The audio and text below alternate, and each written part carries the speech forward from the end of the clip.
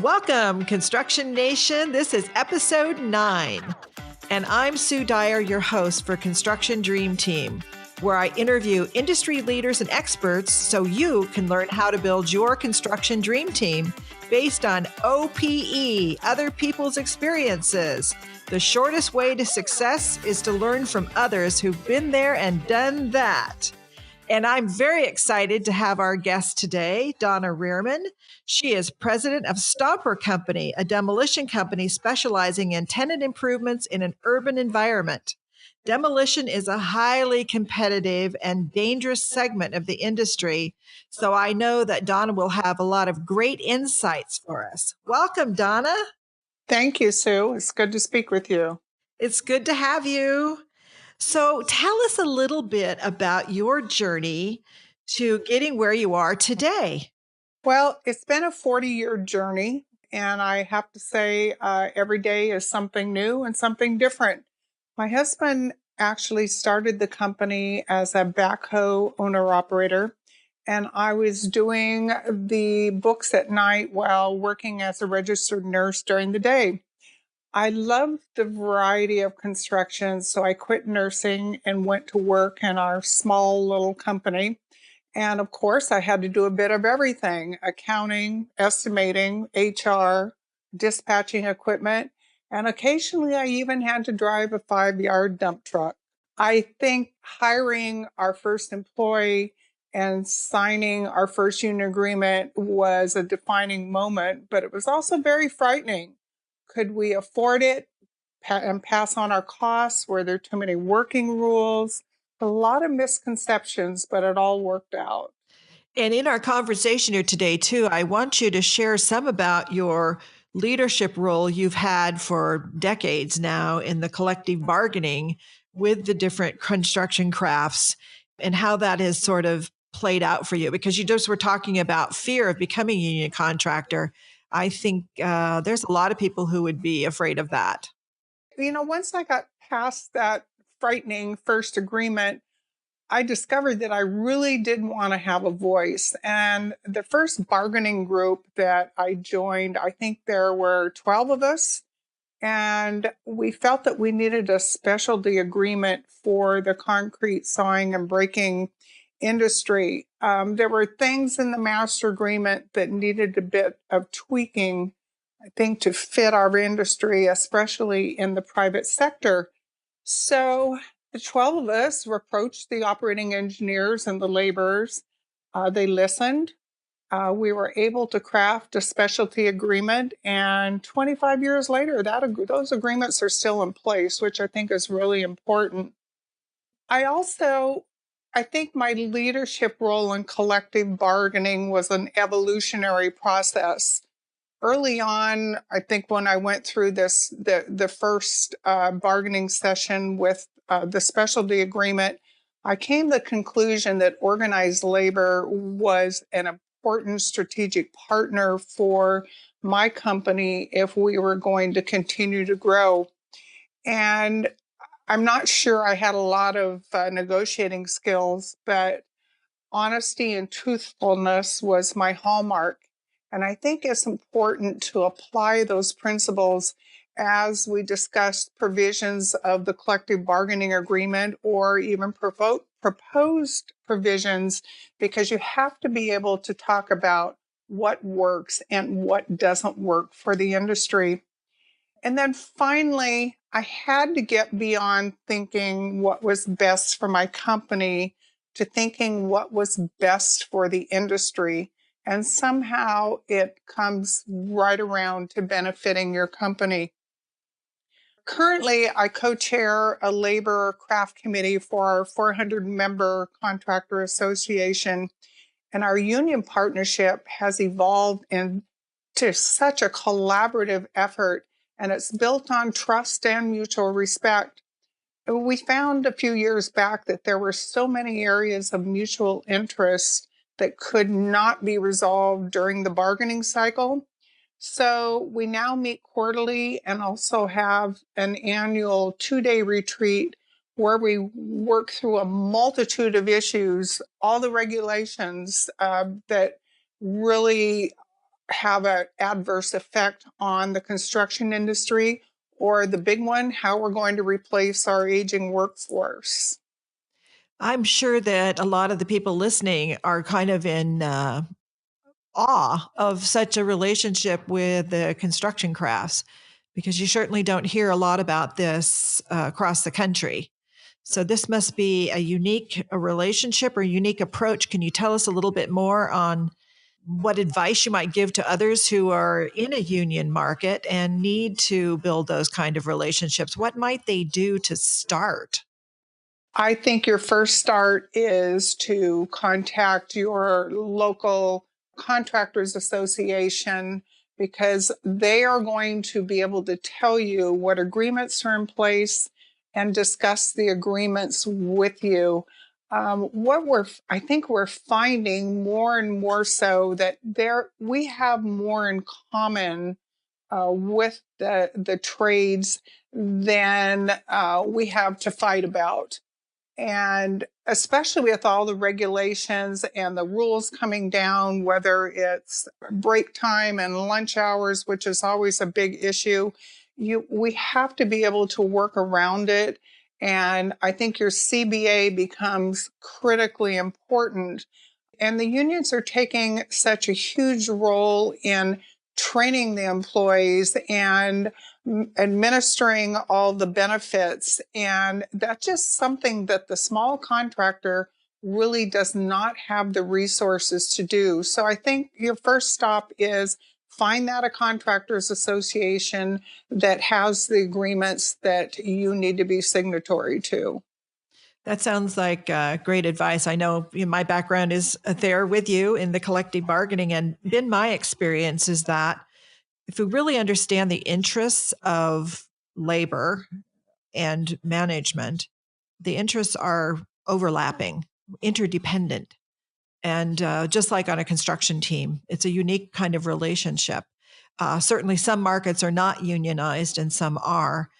So it would depend on your market. But I thought it was so interesting your comment about how fearful you were to sign the first collective bargaining agreement. And I can imagine that some people are going, yeah, I'd never do that in a million years. So tell us a little bit more about once you did it, what happened? What happened was I had to sit down and understand the agreement. Yes, there were things that we go, really, do we really have to do this? But somehow it all works out. And the benefits of being a union contractor in a strong union market far outweigh what the liabilities are. I want to shift a little bit because for years, I have known that you are very much focused on training your people and stomperizing them so that they are safe and do a good job. So tell me a little bit about what stomperizing entails. I have to laugh because our two sons who are taking over the company, it has become part of their vernacular. I think it has to do with our company culture and our company family. No matter what size we are, every employee has to buy into this culture or they do not survive with us. One of our sons always says, no one or no thing is bigger than our brand and more important than that culture. And the mantra around here is Mavericks need not apply. We function as a team from the support staff on down to the field. When we hire a new employee, doesn't matter what their skill level is or what the experience is. We have our own way of doing demolition efficiently and safely. And sometimes we have to undo a lot of bad habits or get an apprentice past the deer in the headlight stage. But through team effort, through education and continual on the job training and retraining, it happens to those who want to join our team and become a full-time member of our team. And what kind of training do they get? In terms of safety, is that what you're asking? Well, or just stopperizing, how do they know about the culture? How do you make sure they're fit for the culture? Because I think that's a challenge a lot of people have. Well, I think it starts with the union. I mean, they know exactly that if they've got a renegade that just wants to work at a job for a few months and move on, that we're probably not going to be the place for him. When we're hiring in the field, the first day is a 4-hour process of going through what expectations are, what safety expectations are, what the code of conduct is, and then I think we move into this to the safety arena, which is just such a huge part of this culture. You know, the old adage, we want everybody to go home at night to their family, is true. We do not want to have anybody injured. And, you know, I could go into this whole thing about, you know, the safety. And I think working safe and working efficiently and the way we do things is all tied into one ball. Yeah, I would say that safety in the demolition is, something that would be, not that all construction can't be dangerous, but demolition in particular, I would think would raise up high on the scale of needing a lot of safety standards. And so how do you make sure that the safety standards are there? Is it in writing? Is it their mentorship? How does that happen? Well, of course, we have our, you know, whole written policy, but I want to back up first because, I have to give our entire team kudos. Our new EMR, which took effect on November 1st, is 0.62. We work about 150 to 170,000 man hours each year. And for the last 8 years, we have stayed in the low 0.70s and the 60s. So it really says something about the whole team.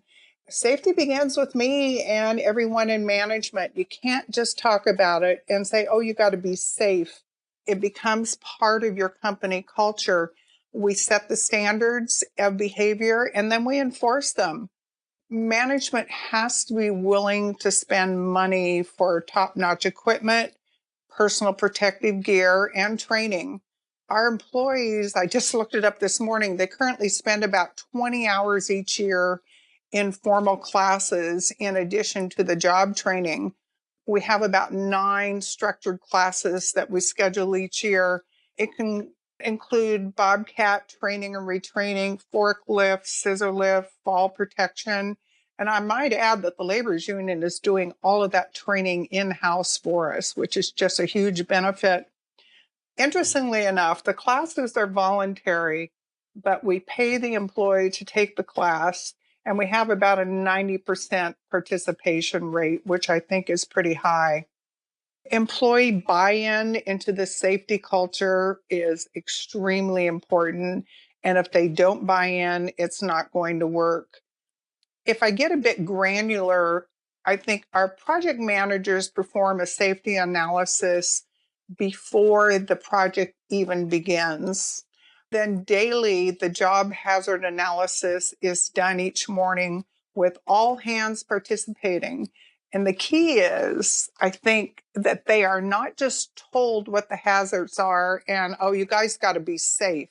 The crew has to participate in this. It's a discussion in terms of how they're going to be safe. We have a zero tolerance drug program and we actively enforce it. And the funny thing, and people do talk about this, all our new employees, regardless of their experience, are issued a red hard hat. And they are paired then with a blue hard hat worker, blue being our company colors. They do not get a Stomper blue hard hat until they can perform the task of their job description proficiently and safely. The blue hard hat is coveted and it can take sometimes up to 2 years to be issued. That's pretty cool and very visual. So you Absolutely. can see it's like the kids, the teenagers learning how to drive, right? Oh, Yeah, so everybody can watch absolutely. out for them. Yeah, that's funny. Yeah, so safety is first. We want everybody to go home, and so Absolutely. That sounds like a comprehensive program that's probably always evolving. Let's shift over to you as a leader. I know you're CEO here of Stomper Company. And so what would you say is your greatest strength as a leader? I think I look at the leadership, the company, the team. I think it all rolls into one answer, and that our greatest strength is that we recognize our people as our greatest strength or our greatest asset. Equipment comes and goes, it breaks down on the job, but it's the people, no matter what their role is or what their job is, that make the company a success. People like working for us once they embrace that culture. We just had two 30-year employees retire. We have multiple second generations now working for us. We promote within. And I think the story that I'm proudest of, we have two second gens who went through an apprenticeship program that became journeymen. We saw something there. Steve, our son, put them through an 18-month leadership program that the union was conducting, and they gave up 1 weekend each month. They're now running their own projects, and it just makes me so proud that we were willing and able to do that for them. It also shows the evolution of the company too, that so many companies fail as they try to move into second generation, whether it's leadership at the executive level or leadership at the project level, that you're growing a lasting effort here that will continue on. I think so. And I know you have multiple generations. Well, and we have two generations in top management right now, and I think you can't rush it. I think when we came to you as a family and said we need help, in preparing the second generation to take over the company, you told us it was a 10 to 11 year process. And I remember looking at you and like, what in the world takes so long? But it's in just as all these second gens working with us that we're moving into leadership roles, it's a a roller coaster ride, and it takes every bit of the 10 to 11 years. There's just no question. Yeah, and the statistics are there too. If you try to shorten it too much, you really have a lot more risk that you won't make it long term. I know that Stomper is seen as a truly good construction company, that one that people seek out. And so what is your competitive advantage in the marketplace? You're a subcontractor. There's lots of competition on price. There's just, market is flooded with people. What is your competitive advantage? I think performance, reliability, our people are willing to go the extra mile. We do not just show up on a project. There's so much planning and scheduling that goes on beforehand. By the time the crews show up on the job site, they're fully prepared to hit the ground and running. And our team takes great pride in a job well done. Every once in a while, we'll get a note from the general contractor saying, your team was just phenomenal. And when I share this letter, to see the smile on everyone's faces, it goes beyond just getting a paycheck. They are proud of the work they've done. We were recently written about in an article from a general contractor that had won this award. And it was so meaningful because they said the demolition contractor Stomper Company was an integral part of this construction process and team, and we could not have done it without them. And I can't tell you, those few words just had a million miles on them. Oh, I can imagine that's awesome. Congratulations, and congratulations to the team. And that kind of stuff comes back more than just with one person too. So that's now out in the marketplace. Absolutely. I also know that you guys often come up with creative ways of doing things. You think differently. I think in this market, you have to think out of the box. Every project, it's getting, when you're working in an urban environment, and, San Francisco is a big market for us, everything has become a historic building in the downtown area. You're working in a congested area, and you've got to think out of the box. You've got to think creatively.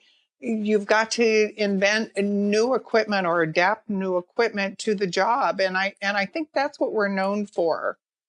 Yeah, I think that, yeah, it's pretty amazing, some of the stuff. People would be so excited just to see some of the inventions that you guys have made over the time, and how well they work. So, you're a mom, 3 kids, and I know that as you had your children and you were still, trying to grow Stomper, but you always made it clear to everyone, all of us knew, that family came first. And I think this is a hard thing to achieve. How did you achieve this with all of the pressures of the business? It takes a village and a lot of sleep deprivation. I always had help at home, but I also learned early on and had to get to the point that my stomach wasn't churning, that it really didn't matter if laundry was piled up or dirty dishes were in the sink. Home time was family time, and we took advantage of that time with our children. We also only lived about 15 minutes from the office and the yard, and I think that was extremely important. I admire today's working mom who has to add 1 or 2 hours commute time in each direction. And I just can't figure out how they do it. It's amazing. Yeah, it's a challenge for the commutes now, especially in the Bay Area. Some of you live in other parts of the country. The commute time here is at least an hour. Many people commute a couple hours because of the prices of homes and rents. So it's a lot of time spent away from the family. In your entire career, perhaps your life, what is the very best advice that you have ever received? I think when going back to probably 30 years ago, when I was going out to estimate jobs for this tiny little company, I was really concerned that I would not understand the job and what were people going to think. And my husband, I think, gave me the best advice, and I still apply it on a daily basis. Be honest and don't BS anyone. If you don't know, tell them so, do your homework, and then get back to them. And I, I just think that's a principle that you can run your everyday business on. That's probably true. It sounds like, going back to what you talked about at the very beginning, too, the principles in which you have really been successful in the collective bargaining were based on listening to each other, being open and honest, and building trust. And it sounds like that's also true within the company and within the relationships you have with the generals that you work with. Absolutely. So trust is it. Trust is it.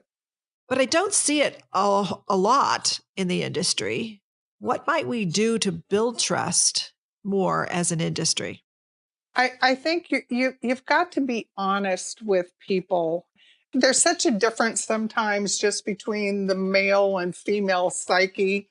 And I think a female is more willing to be honest and to share maybe the downside of the things you do, or what your failures have been.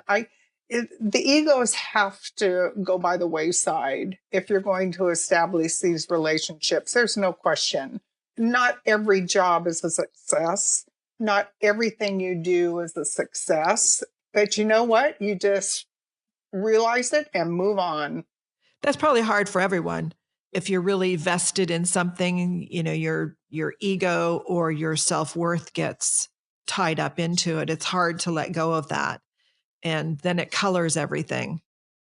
I always like to ask our guests if you have a resource or something that the listeners can go and capture, like a book or something that you think you would recommend to them. Well, and going back to your initial introduction that, your peers are your best resource, I think my best resource that I could advise anyone to take a look at is go to the website, United Contractors, I think it's ucon.org, and open up the link to their award-winning magazines. The importance of these magazines is that they are loaded with relevant articles written by your peers. And over the years, I've come to realize that no matter the size of your company, we all have the same issues and problems. And I look at it at just like diving. The only difference is the degree of magnitude. So these articles they're current and again, very relevant and easy reading. And they're available right on the website, huh? Absolutely. So what is your parting advice for our listeners? Something that people could put into action starting tomorrow? In terms of, because I believe that labor is our most important asset, or the people that work with us, I think educate, train, and empower. Trust your team that they will do their jobs. The end result is all that matters. So let them create their own journey. That sounds like wise advice as well.